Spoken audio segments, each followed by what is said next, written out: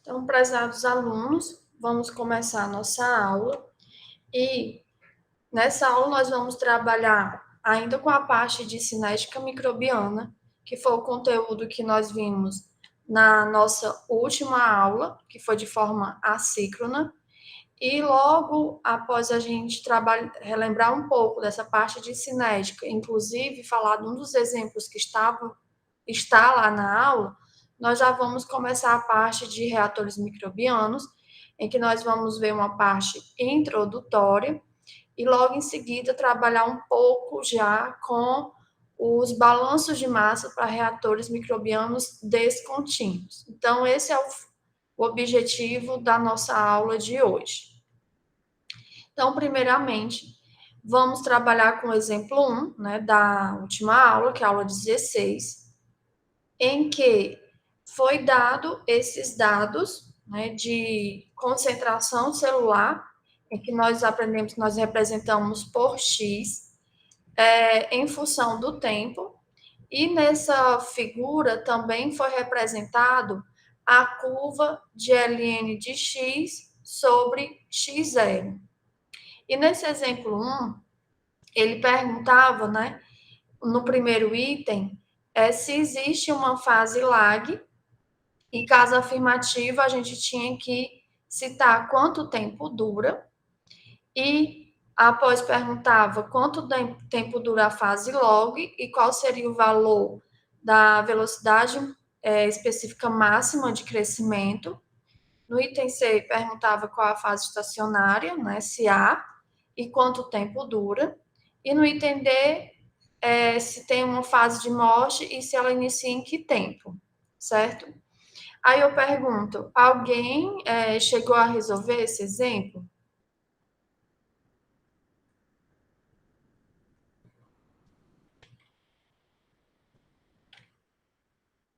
Ninguém? Ainda não consegui resolver, professora, porque eu foquei em resolver a atividade 4. Aí eu só olhei os comentários da senhora mesmo, ainda não tive tempo, sendo sincera, assim. Tudo bem. Vamos ver aqui juntos. Então, meninos, primeiramente vamos olhar bem aqui para a figura. E nós temos aqui os dados no quadrado, na cor preta, corresponde à concentração de células. E já os dados, né, como se fosse aqui umas bolinhas azuis, representa ln de x sobre x0, certo? Então, nós podemos aqui olhar, né, inicialmente, porque ele pergunta sobre a fase lag. Então, a fase lag corresponde a uma fase de adaptação das células àquele meio de cultivo. Então, nem sempre nós vamos ter uma fase lag, porque pode ser que, por exemplo, o meio de inóculo ele já seja um meio bastante semelhante ou igual ao do processo propriamente dito, ou elas já estamos com concentração das células, que elas estão numa fase bem viável de reprodução celular, então, com pouco tempo já começa a reprodução numa taxa já alta, certo? Então, nem sempre nós temos uma fase lag, que é uma fase em que a concentração de células pouco vai variar com o tempo. Ou a gente avaliando pela expressão da velocidade específica de crescimento, é quando o μx é praticamente igual a zero, né? Está muito baixo aí, ou a gente pode considerar bem inferior à velocidade máxima de crescimento celular. Então, aqui, sei que esse eixo não está bem dividido, mas a gente considerando que esses tempos aqui estão de hora em hora, né?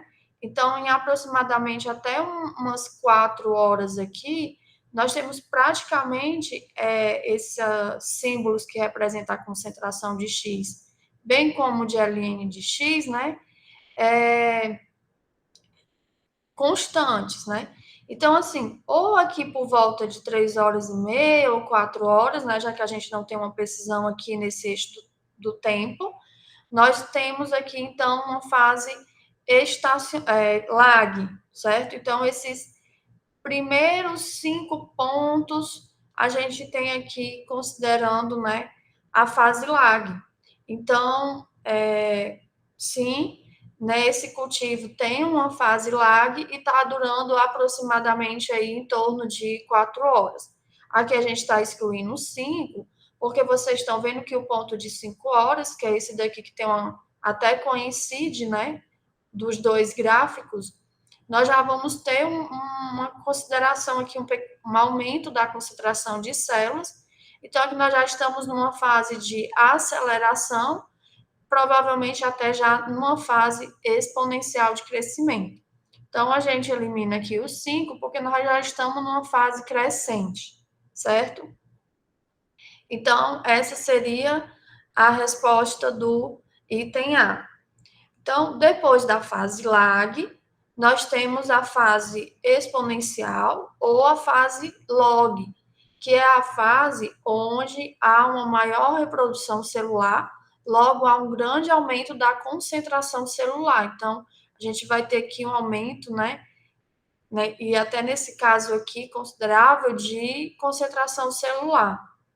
Só que aí, com o tempo, né, vai se esgotando as fontes de nutrientes ou algum metabólito produzido pode inibir essas células. Então, a gente começa a entrar numa fase de desaceleração, que já é uma fase que mais para cá nesse gráfico.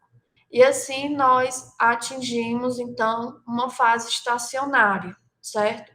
Então, nessa fase exponencial, μx vai ser igual a μx máximo, né? E nessa fase estacionária, nós temos zero aí de velocidade específica de crescimento, que é como se fosse um balanço, né? Que o número de células que estão ali viáveis, né, tá igual ao número de células que estão em fase de morte. Então, a gente não tem um aumento desse número de células viáveis nesse cultivo. E, por último, nós temos a fase de morte. Mas que nesse caso, desse exemplo 1, vocês acham que nós temos uma fase de morte representada? Não parece. Não aparece, né? Então, ou realmente nesse cultivo não houve morte celular, ou esses dados que nos foram fornecidos foi por uma técnica que não consegue determinar apenas as células viáveis, né? Porque vocês viram nas aulas iniciais, bem como em microbiologia, que nós temos tanto contagem de células viáveis, que nós podemos fazer por plaqueamento em células, né? Que pode ser spread plate ou purple plate. Spread plate é quando a gente coloca as células na placa e faz o espalhamento, né, já em cima do meio, e já por plate é quando a gente adiciona as células na placa inicialmente e depois nós adicionamos o meio de cultivo, né, que ele vai solidificar. E aí nessa etapa a gente tem que ter muito cuidado com a temperatura do meio, porque não pode ser tão alta porque pode matar as células, como também muitas vezes não pode ser baixa porque ele vai gelificar. E aí, então, esse segundo método é muito utilizado mais para quando a gente tem micro-organismos mais anaeróbicos, né? Ou a gente pode contar pelo microscópio, usando, por exemplo, a croma de Newbau. Então, aí nós fazemos uma coloração para identificar células viáveis ou mortas, né? Então, esses métodos a gente consegue, então, acompanhar bem se tiver uma fase de morte, porque a gente vai ver que a concentração de células viáveis caiu. Mas, se a gente for, por exemplo, pela turbidez do meio de cultivo, que foi um outro método que eu mostrei para vocês, nós não vamos conseguir acompanhar essa fase de morte, porque é um método que não vai diferenciar, a não ser que sejam aquelas células que mudem muito o seu aspecto de cor quando vão ficando inviáveis por mudanças na estrutura celular. Mas isso é dificílimo, certo? Então, aqui, mas o que nós podemos afirmar? Que com base nos dados expostos, nós não temos uma fase de morte, certo? Então, nesses dados, nós temos uma fase lag, que vai até em torno de aproximadamente aí 4 horas. Depois, nós temos uma fase log, que aí daqui a pouco nós vamos identificar mais ou menos quando a gente entramos numa fase de desaceleração, e temos uma fase estacionária, certo? Não visualizando a fase de morte. Então, esses dados que foram dados de ln de x sobre x0, nós pegamos essa faixa em que praticamente os dados estão de forma linear, que foi o que a gente viu na aula passada, né, que nessa fase, quando a gente está com crescimento exponencial e quando a gente vai aplicar ln, nós vamos linearizar esses dados, que nos ajuda a calcular a velocidade específica máxima de crescimento. Então, aqui, como a gente decidiu que vai até mais ou menos umas 4 horas a fase lag, então pegamos aqui até aproximadamente 14 horas, né? Que aqui tem o 15, você já vê que o 15 eu já estou numa desaceleração, né? Esses dados aqui que eu estou mostrando para vocês. Para poder aqui desacelera e depois começa a fase estacionária. Então, essa faixa aqui mais linear, de 4 a 14 horas, nós reproduzimos aqui para ficar mais fácil de visualizarmos, né, os dados. E aqui nós temos, então, a opção, né, de zerar o coeficiente linear ou não, né? Aqui a gente já trabalhei com sem linearizar, sem zerar o coeficiente linear, e aí pedindo a equação da reta desses dados dessa fase exponencial, e lembrando do que eu mostrei para vocês, né, da equação que a gente obtém, nós temos aqui que o min máximo é aproximadamente 0,116 horas a menos 1, certo? Então, esse vai ser um dos procedimentos que nós geralmente fazemos para determinar, né, um dos parâmetros que aparece muito naqueles modelos cinéticos, né? Então, o min máximo aí é uma informação importante para nós. Opa, voltando aqui para as perguntas, né? E aí, então, ele pergunta no item B, quanto dura essa fase log? Então, se a gente considerar de 4 a 14, ela vai durar aproximadamente aí 10 horas, né? E a partir de 14 horas, nós começamos uma fase de desaceleração. E essa fase de desaceleração a gente já começa a colocar, então, computar a fase estacionária, né? Então, vai ficar em torno aí, se for de hora em hora, com 15 horas, já começa essa fase, né, estacionária. E aqui os dados é aproximadamente até 24 horas. Então, ela dura de 15 a 24 horas, né, essa fase estacionária. E a fase de morte, nós não temos essa informação. Então, a gente diz que não tem uma fase de morte apresentada, então a gente nem sabe quando ela vai começar, porque esses pontos, eles foram retirados até 24 horas, mas, né, pode essas células ainda se manter nesse meio por um tempo maior, então a gente não sabe quando vai iniciar essa fase de morte, certo? Então, eu pergunto para vocês se vocês têm alguma dúvida.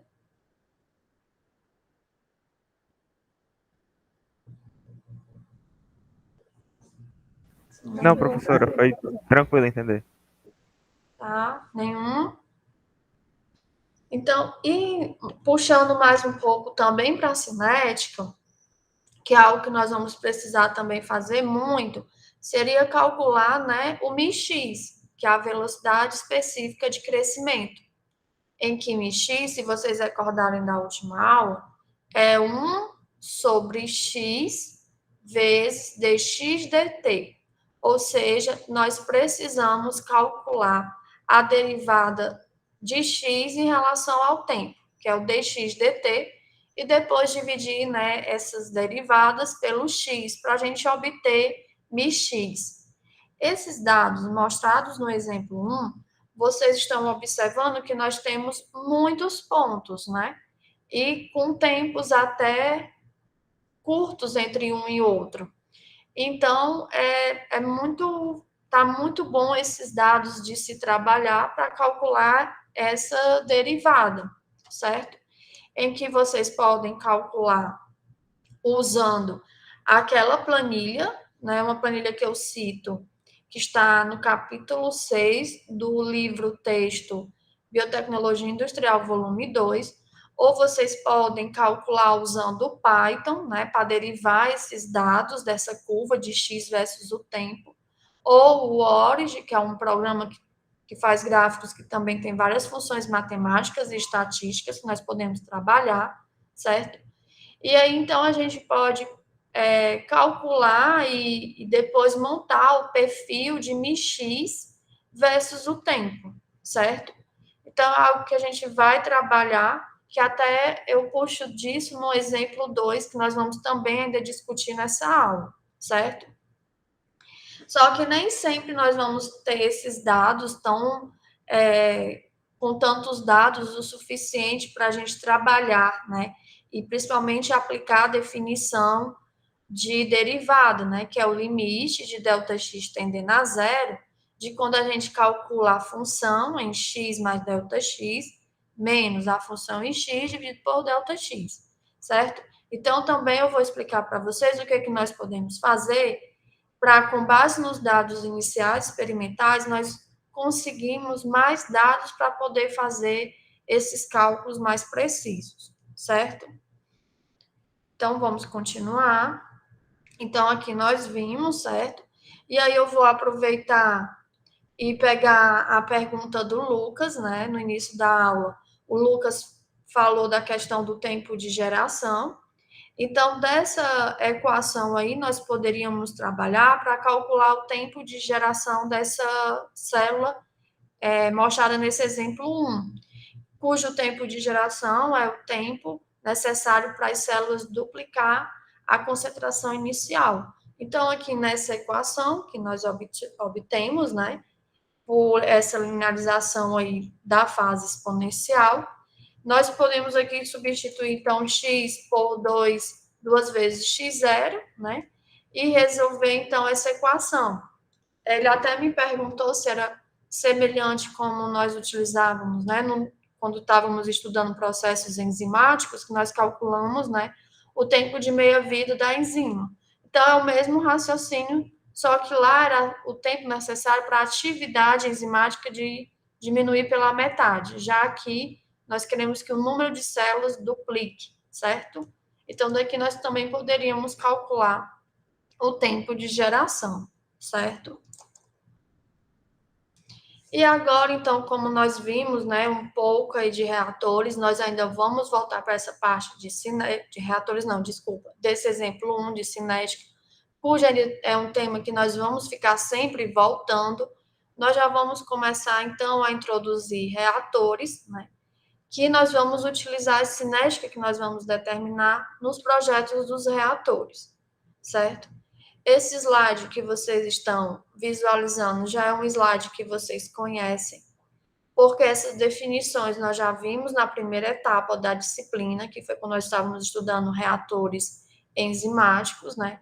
Em que nós temos que a definição de um bioreator, ou um reator bioquímico, ou ainda um reator biológico, são os reatores nos quais ocorre uma série de reações químicas catalisadas por biocatalisadores. E os biocatalisadores, né, nós sabemos que temos as enzimas ou células vivas, sendo as células vivas, células microbianas, que é o foco, que é o foco dessa nossa segunda parte da disciplina, animais e vegetais, né? Então, na nossa disciplina, acaba que nós só estudamos os biocatalisadores, as enzimas na primeira etapa e microbianos na segunda, certo? Animais e vegetais não é o foco, não está na ementa da disciplina. E depois da definição, né, nós vimos alguma classificação. Então, recordando que o grupo 1 é o que nós estudamos na primeira etapa, que são aqueles reatores que as reações vão ser realizadas na ausência de células vivas, e já o grupo 2, que é o que nós vamos estudar agora nessa segunda parte, são os reatores nos quais as reações vão ocorrer na presença de células vivas, certo? Também é algo que vocês já aprenderam na nossa primeira etapa da disciplina. E também nós vimos, né, de forma geral, que nós temos dois tipos, né, de bioreatores aqui, a divisão, depois dessa classificação de grupo 1 e 2, que nós podemos ter essas reações ocorrendo em uma fase aquosa, que é muito conhecido para nós, principalmente nessa segunda etapa, como cultivo submerso, e nós temos os reatores, né, em fase não aquosa, que são conhecidos como cultivo em estado semissólido ou cultivo em estado sólido, né? Essa questão do semissólido ou sólido tem muito a ver com o teor de líquido, né, que vai estar ali no bioreator. Porém, o líquido é a quantidade bem inferior do que a quantidade de sólidos, certo? E depois a gente começa a classificar, no caso dos cultivos submersos, né? Já falando na nossa linguagem agora da segunda parte, de como vai estar essas células microbianas, né? Que tanto podem ser bactérias, leveduras ou fungos, né? Que são as classificações que vocês estudaram, bem como eu também citei nas nossas aulas introdutórias, né? Na parte de microbiologia. Então, elas podem estar na forma livre, imobilizada ou confinada. E dependendo da forma que se encontram essas células, nós vamos ter, né, os reatores agitados, né, ou o movimento sendo feito por diferentes formas, né. Então, nós vimos os agitados mecanicamente, que é um dos mais comuns, inclusive para cultivos microbianos. Temos os agitados pneumaticamente, tem o de fluxo pistonado, ou eles não estão, né, sendo conduzidos em forma estática. Isso acontece muito quando nós estamos conduzindo processos cujo intuito é produzir um polímero, ou um filme, ou uma celulose bacteriana, né, que vai formando assim uma película de celulose. Então, em algumas situações é necessário esse cultivo ser conduzido em forma estática. Então, isso vai depender tanto das características das células, quanto do produto que nós vamos obter e em relação também às condições, né? Um exemplo, se for um cultivo aeróbico, a gente tem que ter muito cuidado também com a agitação, né? Porque algumas vezes não está adicionando ar, mas só o movimento já gera uma quantidade, né, ali de oxigênio naquele meio e que pode influenciar, certo? Por favor, se vocês tiverem qualquer pergunta, qualquer curiosidade, podem me perguntar. E quando essas células, né, já focando no nosso, estão na forma imobilizada, nós temos aí, então, os cultivos feitos em leito fixo e leito fluidizado, né? Para cultivos microbianos, esses tipos de reatores, eles são bem menos comuns. Já para as enzimas, nós vemos muitos reatores, né, com células imobilizadas. Já para células é um pouco mais difícil, justamente por algumas dificuldades de reprodução. São várias reações que vão ter que ser catalisadas dentro da célula. Então, essa questão difusional, ela também pesa muito, implica muito na eficiência, certo? Então, não é muito comum a gente ver, né, cultivos, principalmente em escala industrial, utilizando células imobilizadas, certo? E essas células imobilizadas, o método que é mais utilizado é ou por adsorção né, numa superfície de um suporte, que vai formando aquele biofilme ao redor daquele suporte, ou um confinamento. Aquela imobilização covalente não utilizamos aqui no caso de células, né? Porque a célula não vai conseguir fazer uma ligação lá com o suporte, certo? Então, eu gostaria também de chamar a atenção para isso. Ou essas células vão poder estar confinadas. Esse outro caso, a gente já encontra até um pouco mais do que imobilizado, né? Podendo ser em membranas planas ou em fibra oca, da mesma forma que a gente viu, né, os exemplos desses dois reatores para enzimas confinadas, certo? E temos muito, né, também o cultivo em estado semissólido, principalmente para a produção de enzimas por cultivo microbiano, que nós vimos na nossa aula de produção de enzimas, que, né, que a gente pode ter produção através de extração de vegetais, a gente viu a bromelina, né, do abacaxi, vimos as de animais, a renina foi um exemplo que nós citamos, e também temos as microbianas. Então, muitos dos cultivos para a produção de enzimas é feito por um cultivo semissólido, certo? Enquanto nós vamos estar ali com a fonte de carbono, fonte de nitrogênio, um substrato sólido, e aí a gente faz um processo de inoculação, né? E depois a gente vai começar, depois do tempo de cultivo, começamos aqueles processos, né, de extração da enzima, ou depois purifica, que foi até uma questão, né, semelhante que eu pedi para vocês fazerem um fluxograma na nossa primeira avaliação, certo? E eles podem ser de forma estática, que utilizamos muito bandejas, né? Pode ser agitado numa forma de um tambor rotatório. Podemos também ter leito fixo ou leito fluidizado, mas nesse caso é gás sólido, né?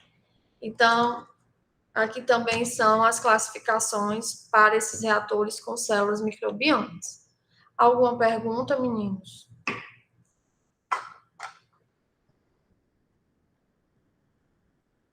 Nenhuma? Tudo caladinhos. Ok, professora. Tá bom. Aqui, né, foi quando nós já falamos muito, né, mas eu até já citei isso para vocês, que o agitado mecanicamente é o que nós encontramos, né, mais aí industrialmente, certo? E aqui foram as fotos, alguns desenhos, né, e aqui mais ainda, esse desenho aqui eu mostrei para vocês quando a gente estava vendo a parte enzimática, mas eu até comentei que era um cultivo microbiano, né, que nesse caso aqui, o reator, para um cultivo microbiano, nós temos que ter vários sensores, como de oxigênio dissolvido.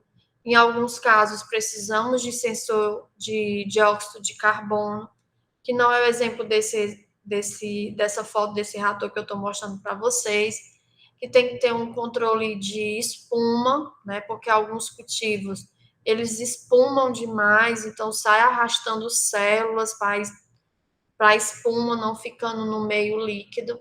Tem um controle de temperatura, que isso também vai ter que ter no do enzimático. Mas essa figurinha aqui, né, é um bioreator mais instrumentado, vamos dizer assim, para um cultivo microbiano.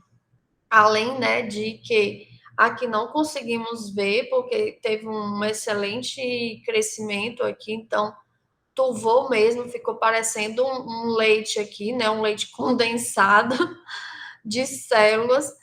Então, mas ele tem um sistema aqui de aeração, que é um dispersor, né, que é como se fosse uma tubulação com uns furos, e a entrada, né, desse oxigênio, se faz por aqui, né? Vocês devem estar vendo aqui um filtro, mas e tem aqui tinha uma mangueira que vai com um compressor, né? Aqui no caso entra ar, então não é uma mistura pura de oxigênio. E aí passa por esse filtro que retém micro-organismo para não contaminar o meio.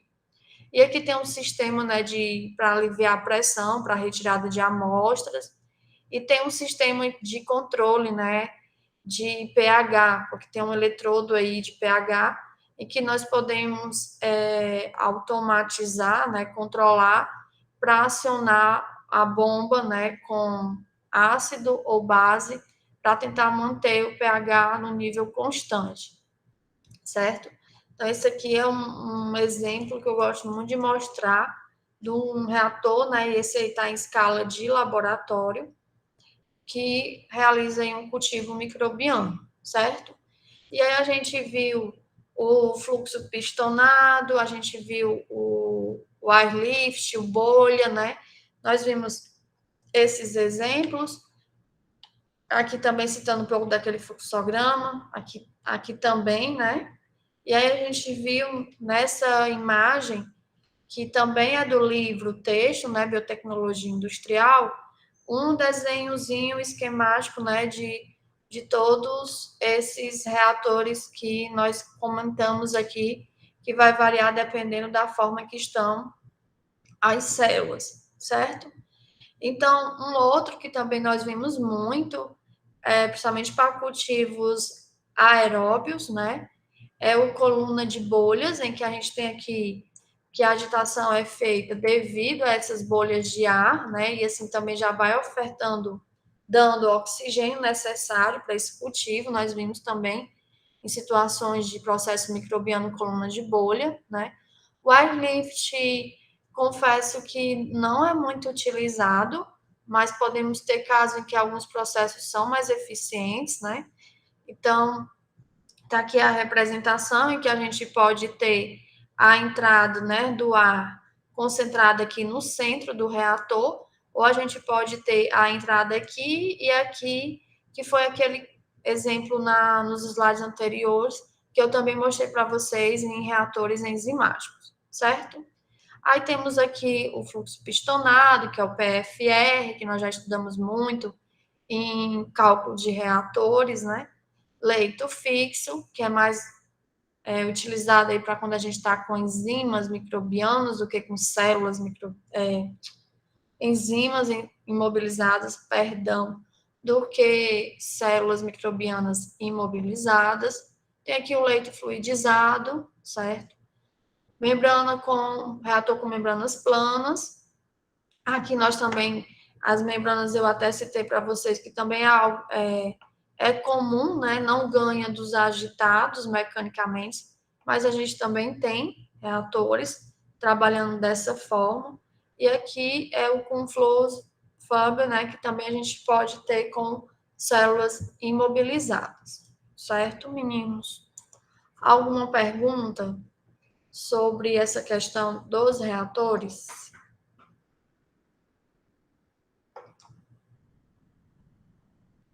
Nenhuma. Então, vamos nós continuarmos. E aí nós vamos, né, então, agora, começar a estudar a forma que nós podemos conduzir esse processo. Que nós vamos estudar de forma descontínua, né, ou uma descontínua alimentada, ou nós vamos ter um processo contínuo, certo? Então, durante as nossas aulas, nós vamos trabalhando esses sistemas de forma separada. E na nossa aula de hoje, né, nós vamos começar a estudar os descontínuos, que vamos trabalhar mais no comum, que é nos reatores agitados mecanicamente, né, em que aqui nós estamos mostrando uma configuração ilustrativa de um reator, e isso aqui voltado para um reator também, né, com células microbianas, em que nós vamos ter o vaso em si, né, o próprio reator. Ele pode ser um vaso encamisado para manter a temperatura constante durante essa reação, né, que pode aqui ou ele ser completamente encamisado, ele tem uma serpentina ao seu redor. O mais comum é o totalmente encamisado, certo? Nós temos aqui a questão das gincanas, né, que são para a gente evitar aquela formação de vórtex. Nós aqui estamos vendo ela de forma plana, né, retinha, mas quando nós estivermos na aula de agitação e mistura, vocês vão ver que nem sempre as canas são dessa forma. Nós vamos poder ter ela em posições diferentes, dependendo da viscosidade desse meio. Aí nós temos aqui o sistema de agitação desse reator, que é promovido pelo esse motor, né, que está com uma haste, e aqui nós temos os conjuntos, né, de impelidores, em que, para o nosso caso aqui de células microbianas, nós vamos também ter o cuidado na seleção desses impelidores, porque vai depender da sensibilidade dessas células e também das propriedades fluidodinâmicas desse meio de cultivo. Nós também vamos ver isso mais na aula de agitação e mistura. E também vocês vão ter que usar essa aula para poder projetar lá o reator. Vocês vão ter que dizer qual tipo de impelidor que vocês vão utilizar, o diâmetro, porque essas características dele, tanto de tamanho quanto a sua forma, né, geometria, vamos dizer assim, vai influenciar nos cálculos das propriedades que vocês vão ter que ir lá projetar. Mas isso a gente vai ver com calma na aula, tá? Não se desesperem agora. Aqui a gente tem meio de cultivo, né? Então, vamos ter até um determinado volume. Nunca utilizamos o volume total do reator. Então, eles têm uma capacidade X, mas a gente tem uma capacidade Y de volume útil. Principalmente porque pode espumar, né? Vai ficando mais difícil a questão também da aeração aqui superficial, certo? Nessa parte vazia. Então, a gente nunca trabalha com reator até a tampa, tá? Eu abro já para a pergunta, né? Acho que alguém levantou a mão. E aí a gente também, principalmente no descontínuo, que nós vamos considerar, por exemplo, que o volume é constante, quando a gente estiver num balanço de massa, nós temos que ter cuidado com a quantidade de amostras que nós vamos retirando durante esse cultivo, porque a gente não pode, geralmente tem um fator de 10% que não pode ultrapassar, né? Então, se vocês vão fazer esse processo e querem acompanhar ao longo do tempo como está indo, é bom calcular qual volume de amostra vocês vão poder tirar e quantas amostras vão tirar para não passar disso, porque senão vai mexer no balanço, certo? Aqui a gente, geralmente eles têm válvulas, né, tanto de entrada quanto de saída. Temos as entradas de ácido, de base, temos a conexão com eletrodos de pH, de oxigênio dissolvido, sensores de espuma, de dióxido de carbono, etc. Certo? Então, aqui é só para mostrar para vocês de forma ilustrativa um bioreator. E aí eu abro aí para pergunta, eu não estou vendo o chat, tá? Vocês podem ligar o áudio, por favor, microfone. Professora, é uma dúvida, é só em relação a esse volume útil do reator, que a senhora comentou agora, né? Esse volume útil, ele vai depender do meio, tipo, do micro-organismo, do que eu estou produzindo, ou ele é tipo um padrão conforme o tamanho do reator? Não sei se deu para entender muito bem a minha dúvida. Sim, eu compreendi. Em alguns manuais de reatores, né, de bioreatores, geralmente eles vêm dizendo qual o volume total e recomendam o volume útil, certo? Aí a gente pode se basear por esse volume útil que é citado no manual, mas também a gente tem que ter um cuidado com o cultivo, certo? Por exemplo, eu já estudei durante o mestrado a produção de biosurfactante, né, que é um tensoativo produzido pelo micro-organismo. E aí espuma muito, né? Espumava tanto, meninos, que eu tive que fazer um sistema de reciclo de células, né? Então,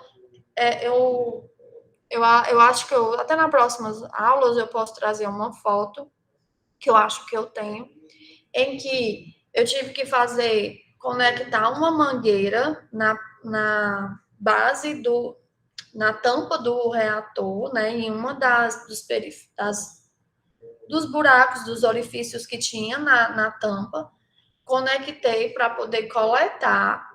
E aí, nesse sistema de coleta, eu botei um Kitasato, né, que era do laboratório, entrava, e aí pela boca do Kitasato eu coloquei uma rolha para ficar tudo sem contato com o ambiente, para ficar estéreo. E o Kitasato era aqueles que tinha a saída, né, dele não em cima, embaixo. E aí tinha uma saída, e aí eu conectava uma outra mangueira para voltar, porque espumava tanto que começava por onde tinha um espaçozinho, queria sair do reator. E aí estava acontecendo o quê? Arraste de células. Então, eu estava perdendo a eficiência quando estava perdendo essa espuma. E olhe que nós se baseamos pelo volume útil, o reator era de 4 litros e nós estávamos trabalhando em torno de 3 litros o volume útil. Então, era quase 1 litro ali de espaço vazio sem meio, e ainda não foi o suficiente, certo? Então, a gente realmente tem que ver as características do nosso cultivo, mas a gente pode se basear nos testes iniciais pelo volume útil que é citado nos manuais dos bioreatores, certo?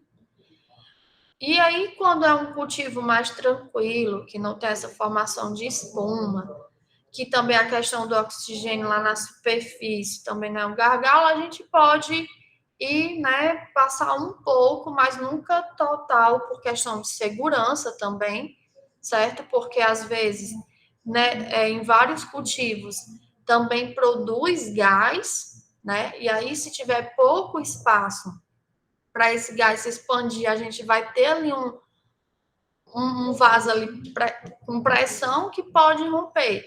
Inclusive, esse do laboratório, que eu mostrei a foto para vocês, ele tem um sistema de alívio de pressão. Porque se vê que a pressão está passando do que a gente já abre a válvula para ter um alívio, né? Então, também tem essa questão do gás. Então, por isso que a gente nunca deve trabalhar com volume total. E aí começa por essa indicação dos manuais, né? Nós temos de 3 fabricantes diferentes e todos os 3 indicaram um volume útil de trabalho, principalmente pensando nessa questão da pressão, certo? E, no meu caso, eu tive que trabalhar com um volume útil menor do que o indicado por causa dessa formação de espuma e ainda tive que fazer essa engenhoca, essa gambiarra para não perder células, certo? Entendeu, Vitória? E o resto tá tudo? Ficou bem claro. Em alguns cultivos, quando forma muita espuma, tem um sistema que abre, né, com um anti-espumante, né, que pode ser um óleo, pode ser até mesmo o Lufital, né, um medicamento.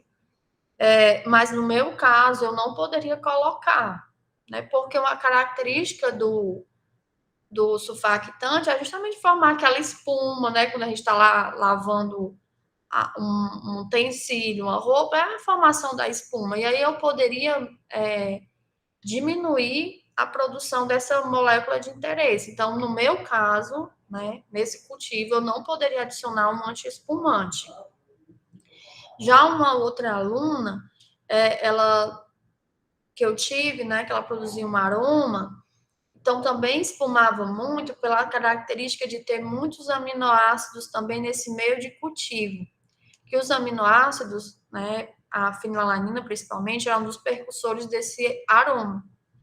Então, a gente já colocava umas gotinhas de anti-espumante quando estava já uma concentração assim, de espuma bem alta no reator. No caso desse cultivo, poderia, no meu não, tá? Então, a gente tem esse controle com anti-espumante em alguns casos, inclusive industrialmente. certo?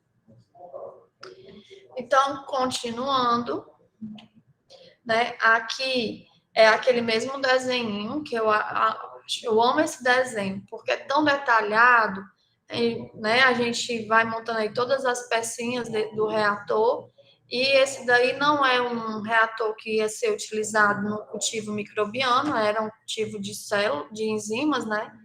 Que era para hidrólise da celulose pela celulase, mas os periféricos, o desenho principal é bastante semelhante para um reator microbiano, tá?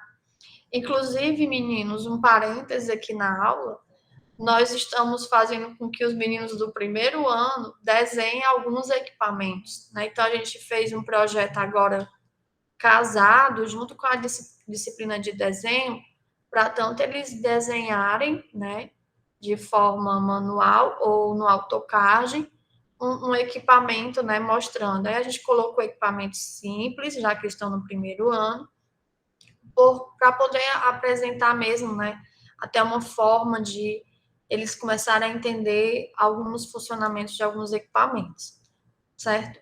Então, tá aí o desenho, que também fica a dica para vocês, já que vocês vão projetar, né, vão fazer o projeto, podem também ilustrar vocês mesmos desenhando, aí utilizando o AutoCAD, né? Então, vamos falar agora do cultivo descontínuo, para, né, entrar mesmo nele. Então, no cultivo descontínuo, é no reator de batelada, que nós não vamos ter nem entrada e nem saída de material. E o tempo zero da reação é considerado o tempo de inoculação, ou seja, é o tempo que nós vamos adicionar, né, o micro, certo? Aqui está de forma geral esse desenho desse reator, né, que aí nós estamos aqui exemplificando, né, o tempo zero é o tempo do inóculo que nós vamos adicionar, e essa quantidade de inóculo vai depender do processo, é algo que é estudado em escala de laboratório e testado em escala piloto, para depois ir para a escala industrial. Aqui, no caso, está representando, né, a saída de gás, que é aquela questão da válvula de alívio, certo? E aqui, no caso, para mostrar que vai ser um cultivo, né, aeróbio, tá entrando aqui ar esterilizado, que geralmente ele é passado por um filtro com poros de 0,45 micrômetros, 0,22 micrômetros, que é para reter micro-organismos, né? Então, com base no tamanho das células, tem esse filtro, certo? E aí vamos tentar manter pH constante, temperatura constante ou não, né? Alguns cultivos não dá certo manter o pH constante, né? Por exemplo, quando a gente estamos produzindo alguns ácidos, como ácido lático, o pH cai demais. E quando tentamos ajustar o pH, há uma neutralização do ácido produzido. Então, não é um cultivo que seja bom para manter o pH constante, porque quando adiciona a base, acontece uma reação de neutralização, né? E aí diminui a produção do produto de interesse. Então, vocês estão vendo aí, né, que toda a condução do processo tem muito a ver com as características do cultivo e do produto, tá? Aqui eu cito para vocês as variáveis importantes que nós vamos ver, né, no projeto desses reatores, certo? Que nós temos aqui inoculação é considerada no tempo zero, certo? Então, adicionando todo o micro-organismo, dá-se, então, startup aí do tempo da reação. Nós vamos ter um volume inicial, né, do tanque, que no caso, para o reator descontínuo, nós vamos considerar constante, mas, como mesmo vocês estudaram em cálculo de reatores o 1, né, eu até mostro para vocês alguns exemplos que, mesmo que seja batelado, nós vamos estar produzindo muito gás, e isso vai ter uma variação do volume, certo? Então, a gente tem que ter cuidado, mas geralmente a gente faz aqui considerando um volume constante, bem como a gente pode variar esse volume tirando muita amostra, né? Mais do que devia, certo? E aí nós vamos ter concentração de células no início do processo, como X0, concentração de substrato no início do processo, como sendo S0. Se já tiver algo de produto, né, porque às vezes até nesse inóculo já vem, a célula já consegue produzir algo, então já vem, a gente considera P0, concentração inicial de produto. Aí, X, SP, né, são as concentrações de células, substrato e produto, respectivamente, em qualquer tempo da reação. Então, essas são as variáveis, que tanto nós vamos trabalhar com elas em descontínuo, quanto nos outros tipos de condução do processo, certo? O básico aqui é que a gente tem que considerar que nessa situação, depois que inocula, é que começa o tempo da reação, certo? Alguma pergunta?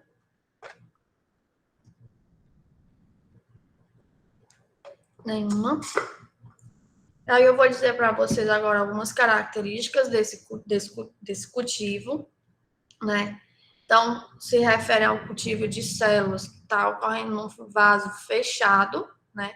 Com a carga inicial de meio já no reator, ou a gente pode ir adicionando também juntamente com o inóculo, o substrato, né? E já vamos ter uma quantidade de células de micro-organismos já estudada anteriormente. Oxe, desculpa. E como se trata, né, de uma forma de cultivo bastante simples, é muito utilizada em laboratório, né, para os estudos iniciais, como também na indústria, e durante todo o processo não vai ter entrada ou saída, ele está passando sozinho, descontrolou. Não há entrada ou saída de material, certo? A amostragem a gente não considera como se fosse saída de material, por isso que a gente tem que ter cuidado com a quantidade o volume de amostra e a quantidade, certo? A menos gás, né? Vai ter em alguns cultivos pode ter desprendimento de gás, e o término do cultivo, né, associado ao esgotamento de substrato limitante. Ou seja, geralmente quando o substrato principal, geralmente fonte de carbono, se esgota. Mas em nem todos os cultivos, né, a gente chega a esse condição de S igual a zero, tá?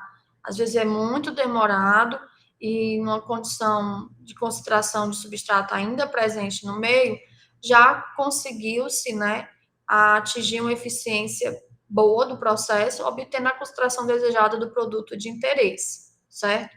Então, essas são as características desse cultivo. Aqui é só um desenho esquemático, né, dessas etapas. Então, aqui a gente vai tendo aqui já uma quantidade de meio de cultivo no reator. E aqui eu estou tentando mostrar para vocês que a gente tanto pode adicionar simultaneamente, para não perder tempo, as células e o substrato, né? Aqui, quando a gente já alimenta todo o reator, começa-se a conversão, então, do substrato, né, em produto, pelas várias reações que ocorrem nas células, que até nas aulas anteriores eu mostrei alguns círculos, né, para vocês, principalmente o círculo a via glicolítica, né? E aí, quando termina, a gente começa, né, a fazer o processo de descarga do sistema, certo? Para remoção aqui, então, do substrato que não foi consumido pelas células, as células que foram cresceram, né? E o produto formado. Em algumas situações, depois do processo de separação das células, por exemplo, por centrifugação, né? Pode ser feito um tratamento brando nessas células e elas serem reutilizadas. Isso acontece muito nas indústrias de produção de etanol, cervejeira, às vezes é com uma concentração de ácido bem diluída, certo? Então, nós podemos fazer, né, reaproveitar essas células após o cultivo. E aí, nós, quando formos fazer o projeto do reator para produzir uma quantidade X durante um certo período, nós temos que considerar esse tempo de carga e descarga, certo? além do tempo da reação. Então, várias questões vocês já fizeram comigo, isso a gente vem trabalhando desde cálculo de reatores 1, para os que foram meus alunos, e aqui não custa nada eu lembrar vocês, certo? Ok?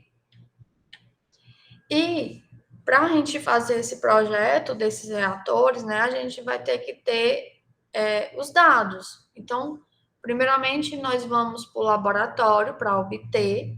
Então, faz um cultivo desse descontínuo, certo?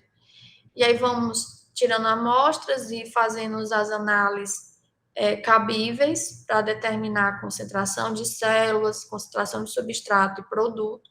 E depois nós vamos ter que trabalhar com esses dados para obter a cinética e ir para o projeto, propriamente do reator.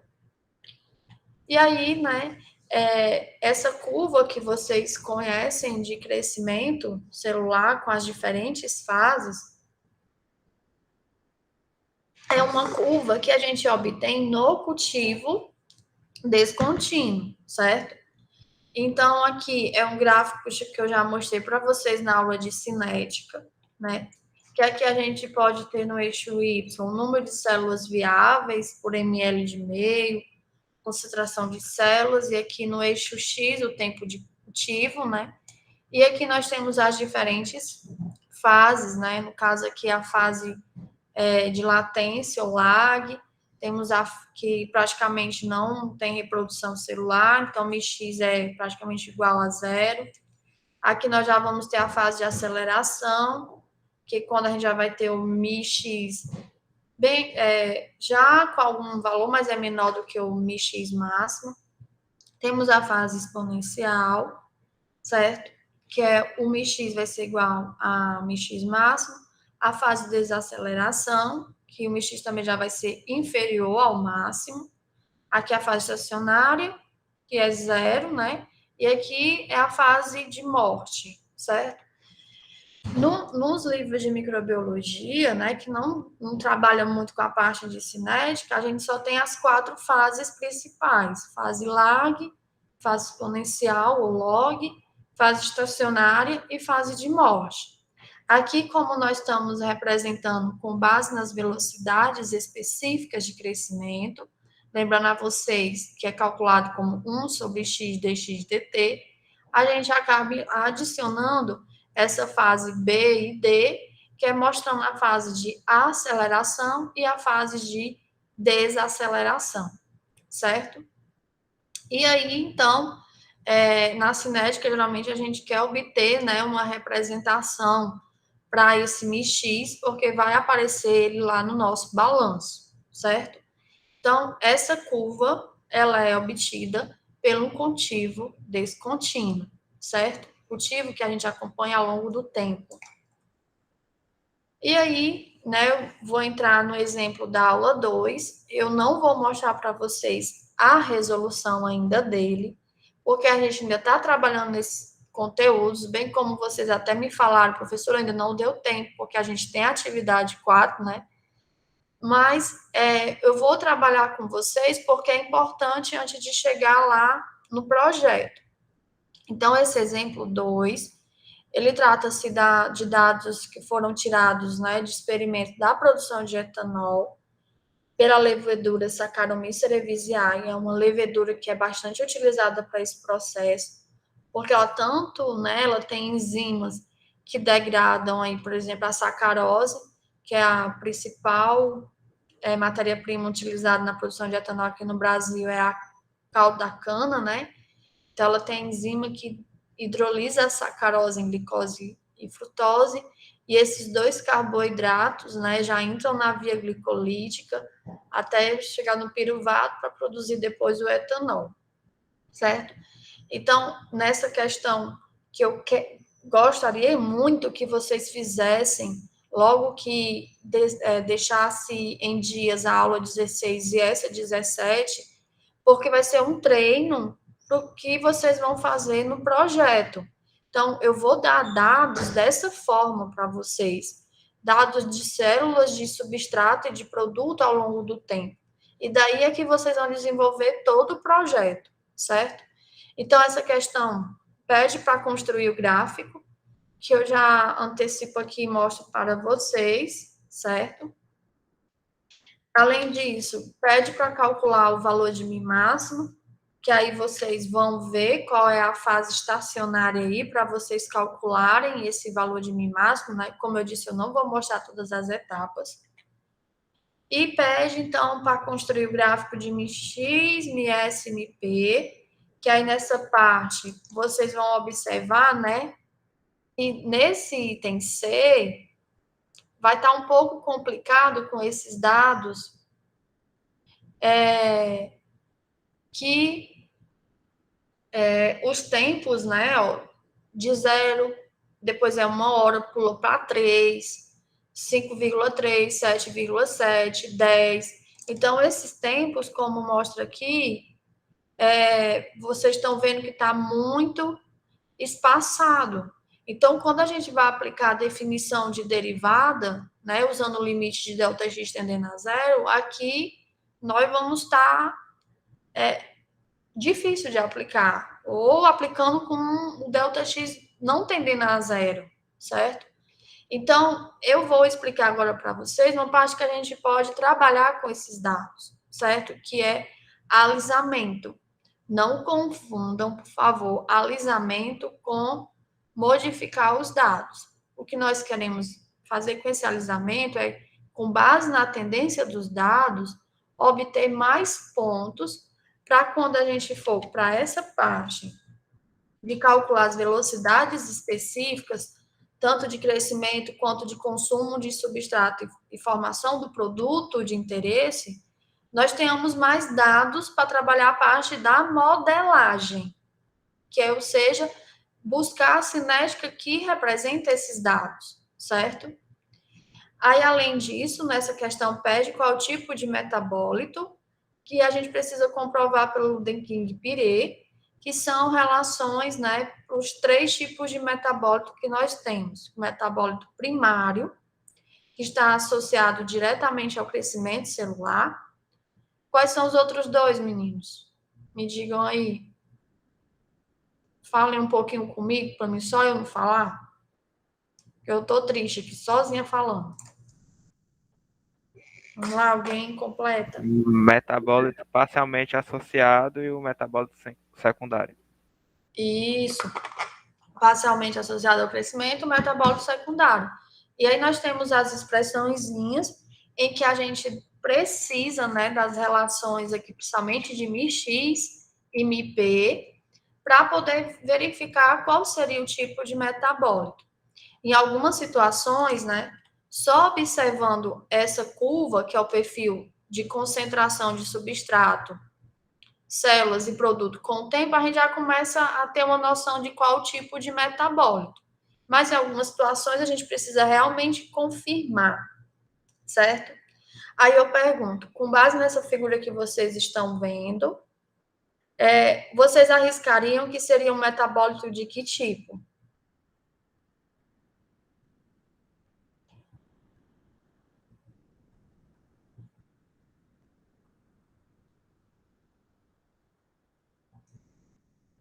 E aí, meninos?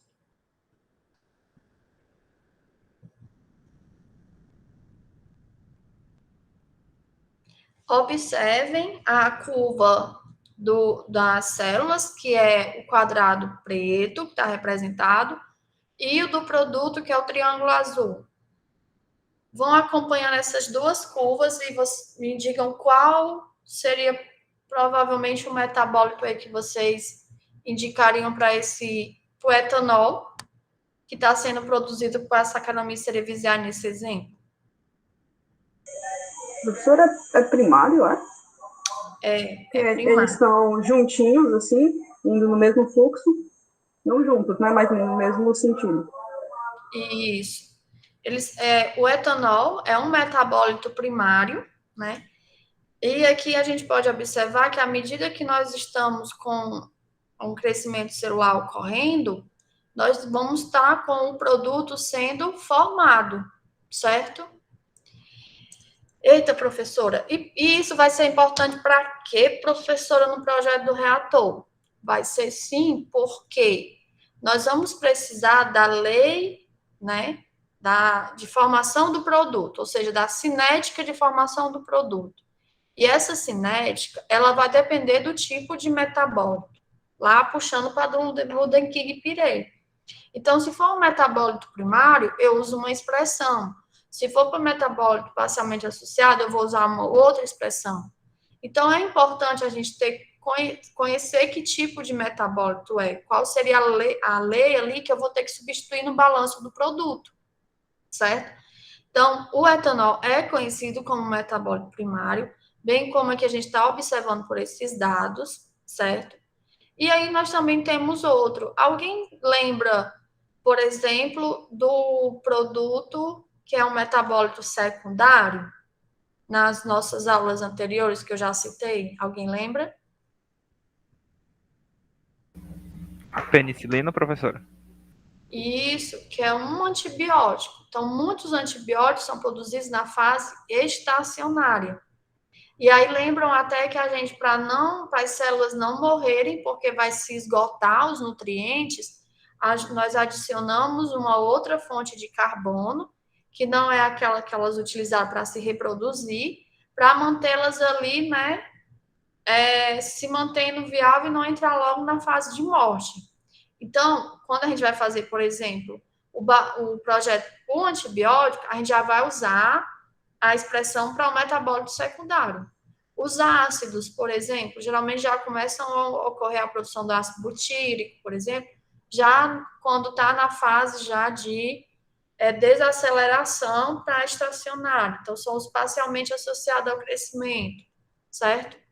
Então, isso vai ser importante, ok?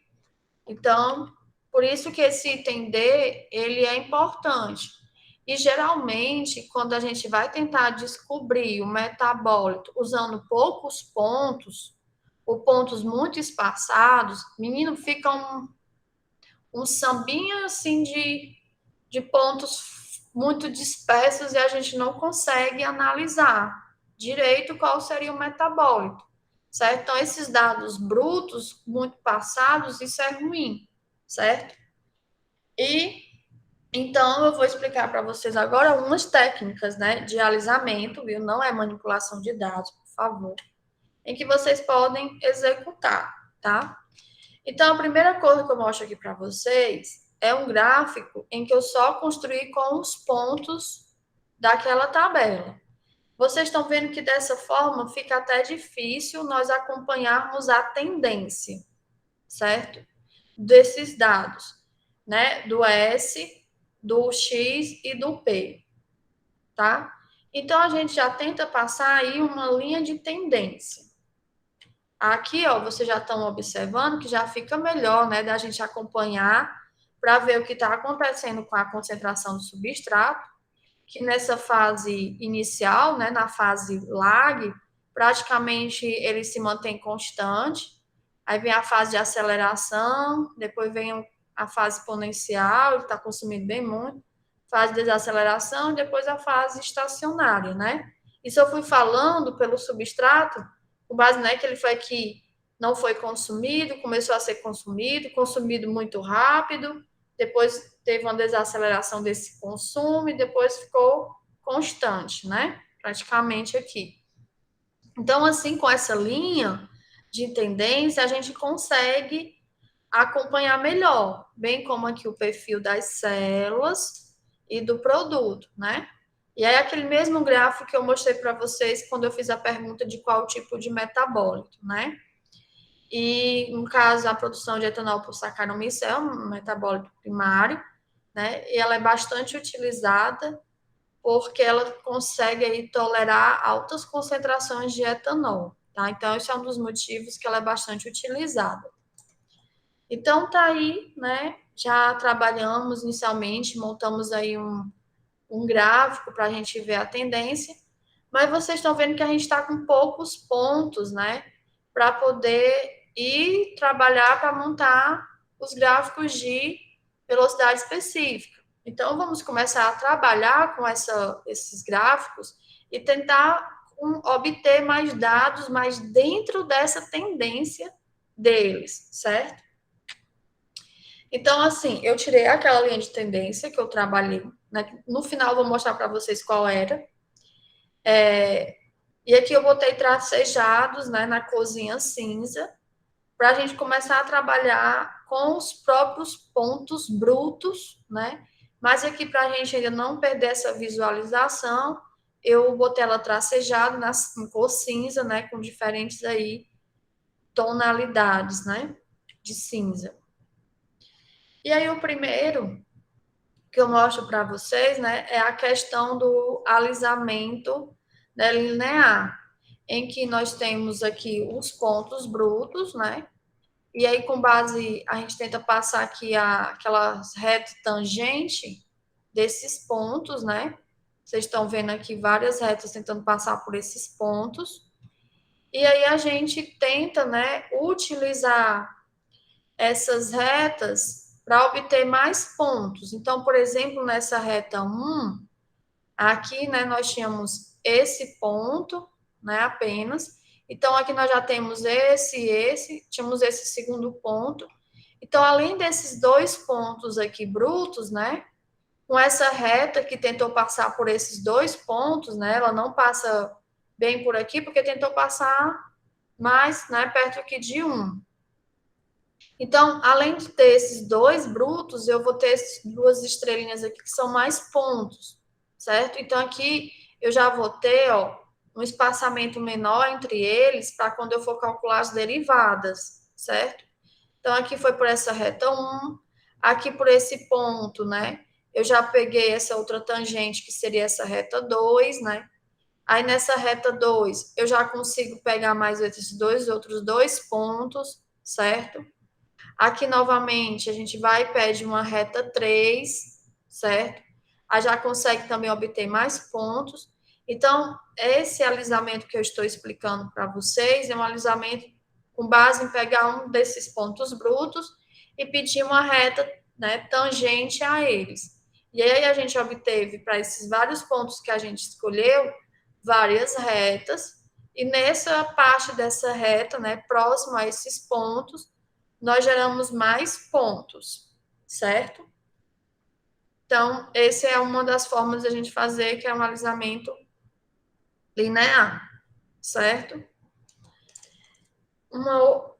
Se vocês tiverem pergunta, por favor, me interrompam, vocês estão muito calados.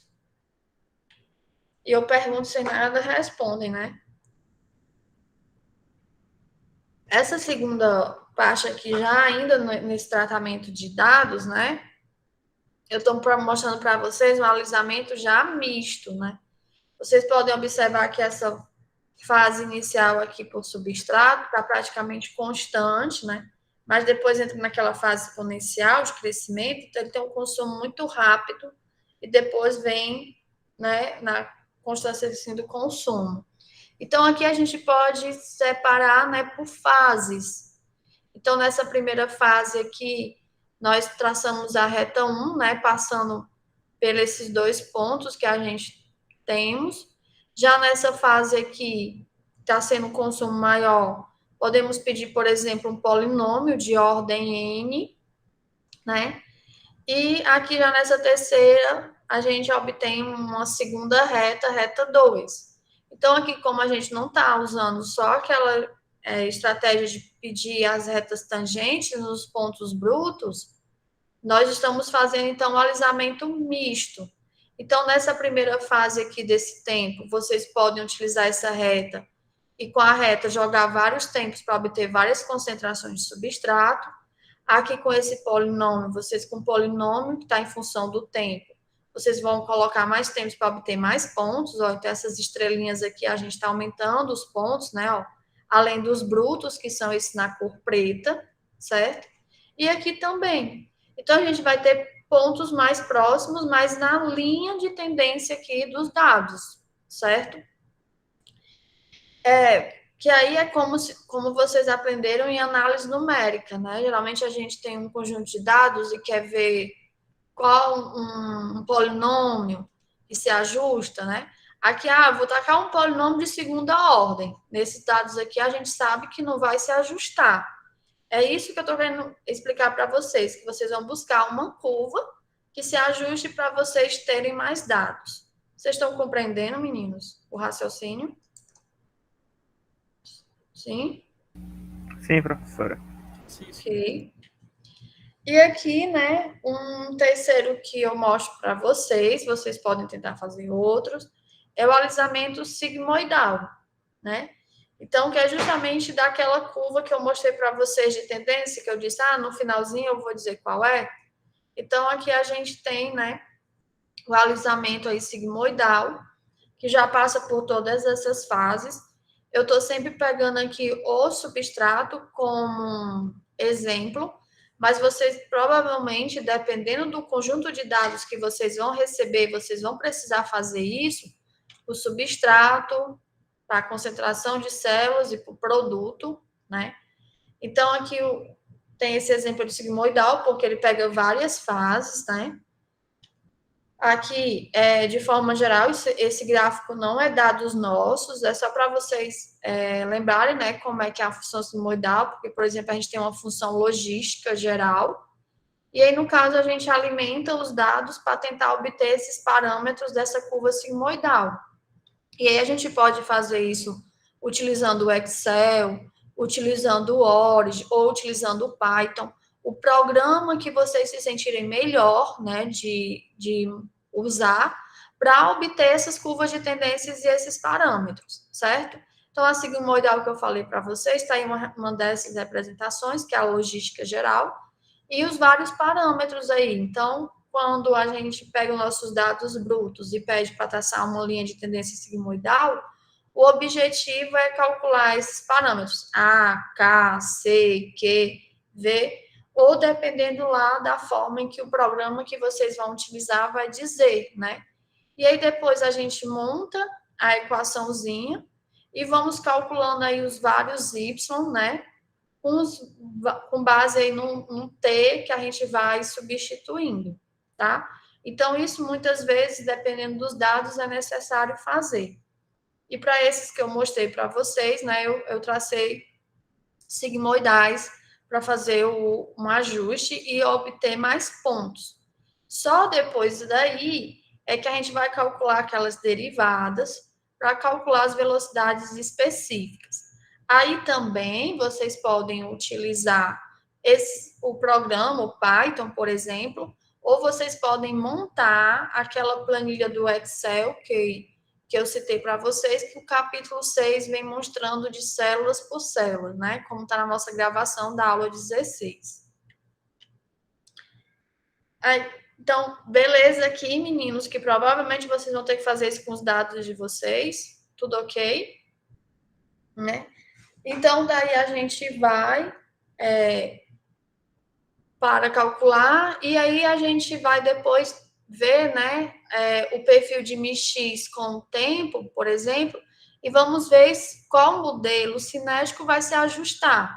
Que aí eu citei para vocês, Monod, Andrews, né, que tem com as inibições lá pelo produto, pelo substrato.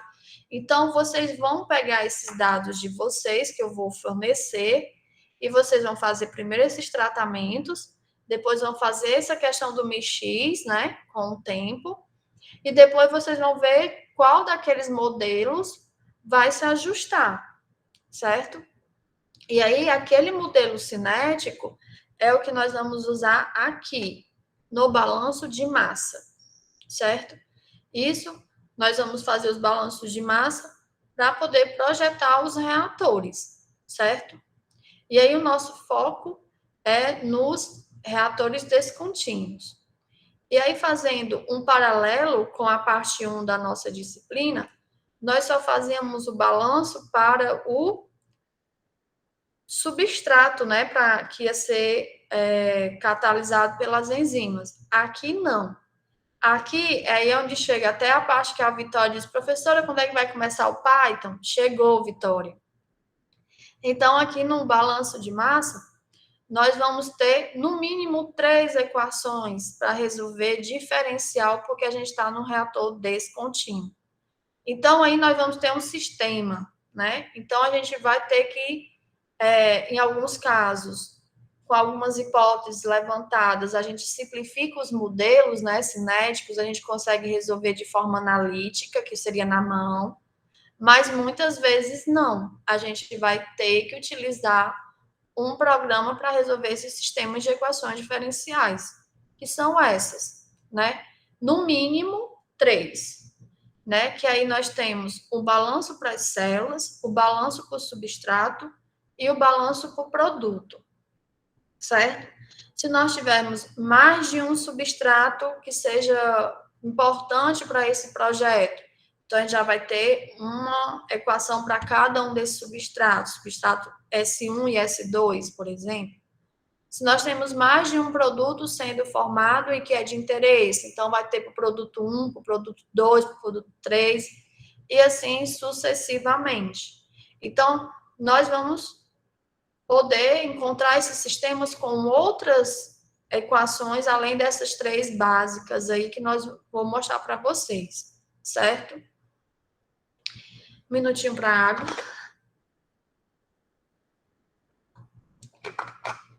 E aí, no reator descontínuo, né, como a gente já viu até nas características, nós não vamos ter entrada nem saída, né? Então, partindo da equação que é acúmulo igual o que entra menos o que sai, mais geração menos o consumo, nós vamos trabalhar aqui. Então, todos os termos de entrada e consumo, entrada e saída, desculpa, estão zerados, né? E aqui, no caso, nós estamos já mostrando para vocês que o número de mols, né, está representado como se fosse concentração versus o volume, certo? E aqui é porque quando a gente estiver no descontínuo alimentado, por exemplo, nós vamos ter que trabalhar porque o volume vai variar, né? Então, nesse caso aqui, a gente vai ter o volume sendo constante, então vai sair da derivada, né? Então, nós vamos ficar com V vezes a derivada da concentração aqui no caso de x dt, tá? E aqui seria, né, os termos no caso de células de forma geral, está sendo ocorrendo geração de células, né, reprodução, consumo de substrato, formação de produto, certo? Então, aqui a gente retirando os volumes de dentro das derivadas e fazendo as devidas simplificações, a gente vai obter, né, dx dt igual a rx, ds dt menos rs, dp dt igual a rp. Em que isso aqui foi, nós já vimos na aula de cinética, que são as velocidades instantâneas, certo? Só que aqui nós temos que trabalhar com essas velocidades instantâneas como velocidades específicas, porque o autor principal desse processo é essa criaturinha aqui, né? As células. Então, tudo tem que ser representado com base nas velocidades específicas, que é a correlação das velocidades instantâneas com a concentração de célula. Então, o Rx, para o nosso modelo aqui, a gente já não ia teria que manipular aqui para transformar em velocidade específica, porque os modelos cinéticos são μx e não Rx. Vocês estão entendendo o que eu estou falando? Que aqui a gente vai ter que mudar, né? Então, nós vamos já. Então, eu só queria mostrar nessa parte aqui do slide, de forma simplificada, em que nós vamos ter esses 3 balanços, né? No mínimo.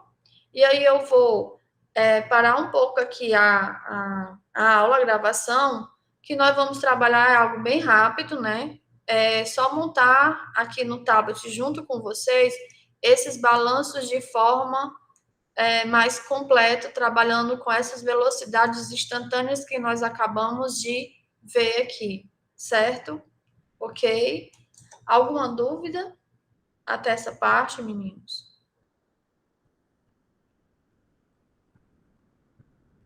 Nenhuma? Então, Não, professora, nenhuma. Ok, então eu vou encerrar a gravação aqui, porque como eu vou para o tablet para não ficar um espaço, e aí a gente continua em instantes, certo?